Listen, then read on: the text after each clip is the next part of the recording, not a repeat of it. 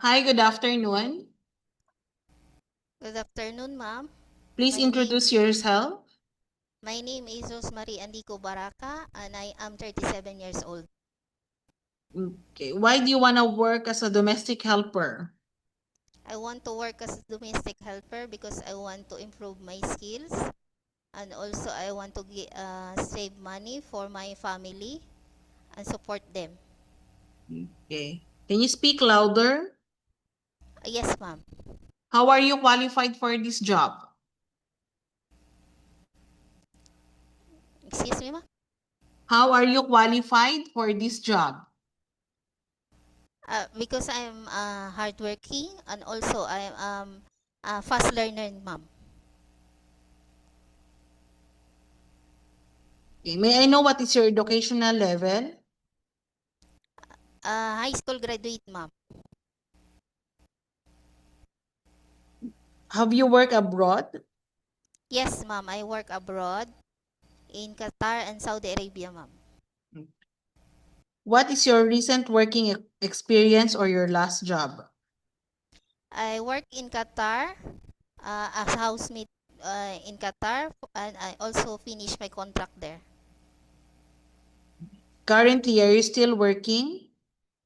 Not now, ma'am. I'm not working. Are you medically fit? Yes, ma'am. I am medically fit. Do you have any serious injury or illness? No, ma'am. I don't have serious injury. Are you taking any vitamins or medication? No, ma'am. I don't have. Is all your child normal delivery or C-section? I don't have kids, ma'am. I don't have C-section. Do you have any tattoo? No, ma'am. I don't have tattoo in my Do body. you smoke? No, ma'am. I did not smoke. Do you drink alcohol? I don't drink alcohol, ma'am. Okay. Do you know how to cook? Yes, ma'am. I know how to cook Filipino food, also Arabic food.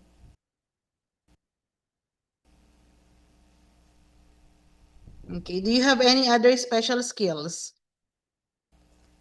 Taking care of children, ma'am, gardening, and also a car wash. Do you have experience taking care of the baby? Yes, ma'am. I have experience taking care of baby in Qatar, Whose baby you taking care of? and my employer baby. She has 4 years old and 5 years old. Do you have experience taking care of the elderly? Yes, ma'am. In here only in Philippines. Whose elderly you taking care of before? In my employer's house is Madam Gisette. Okay. Are you willing to work with any race employer? Yes, ma'am. Are you willing to work with employer where the parent or parent-in-law or any relatives stay together?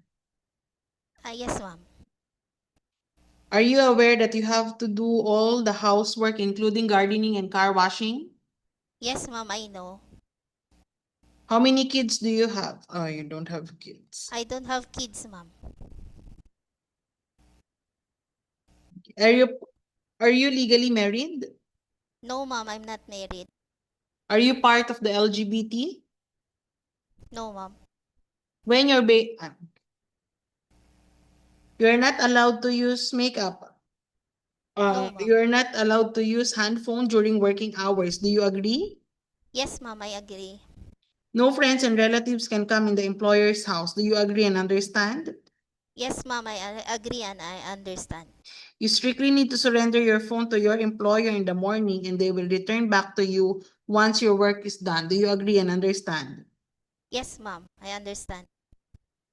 If you misuse the handphone policy, employer will confiscate your phone and you're only allowed to call 4 times in a month only. Do you agree and understand?